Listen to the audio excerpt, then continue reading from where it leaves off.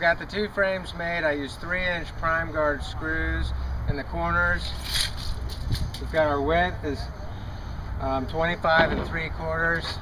Actually 25 5/8, so maybe an 1/8 heavy, but it'll work for the skylight that we're doing. And we've got the 49 1/2 in this direction, exactly what's called for. So we're an 1/8 off in the width, but dead on in the length.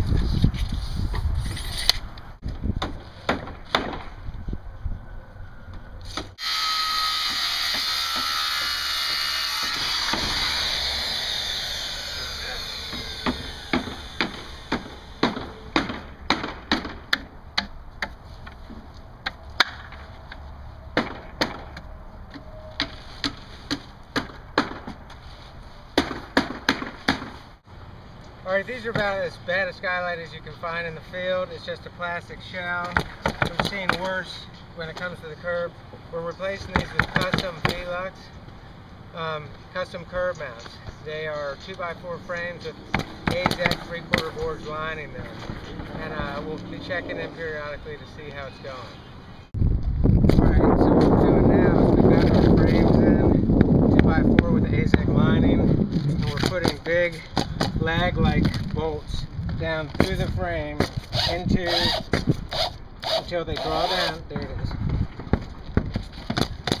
Now this thing's nice and tight. Now the next move, these are actually not attached yet. The AZEKs, they're just wedged in. So we're going to manipulate them down until they touch the drywall, and then we're going to run screws from the outside in. They go about 2/3 of the way through the AZEK and draw it up tight, so you have a nice finished interior look. Alright, now that we've set the curb and we've installed the AZEK trim on the inside of the curb, we've gone ahead and run our shingles up so that the bottom row is exposed underneath what's going to be the flashing.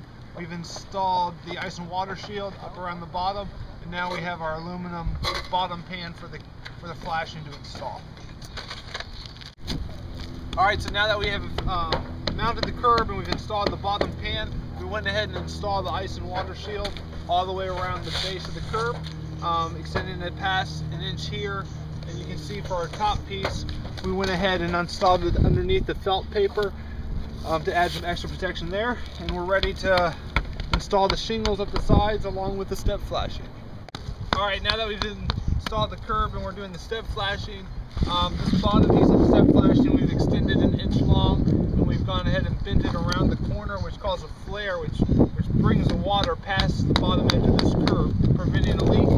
And as we're running our step flashings up the curb, we're doing what's called blind nailing, where we're leaving our nails high so that they'll be covered at all points by the shingle and the next row of step flashing, preventing water from ever getting to these and rusting them out.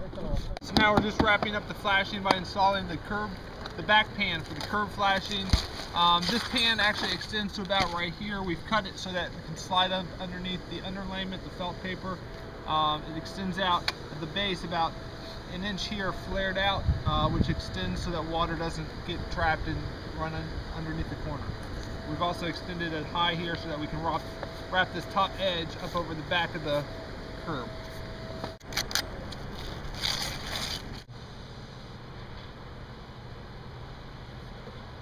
Alright, well the skylights are done, the custom curbs with the AZEK lining. They came out nice, we didn't have any problems. They're nice and clean, and I think it's a good example of how to install a Velux FCM2246.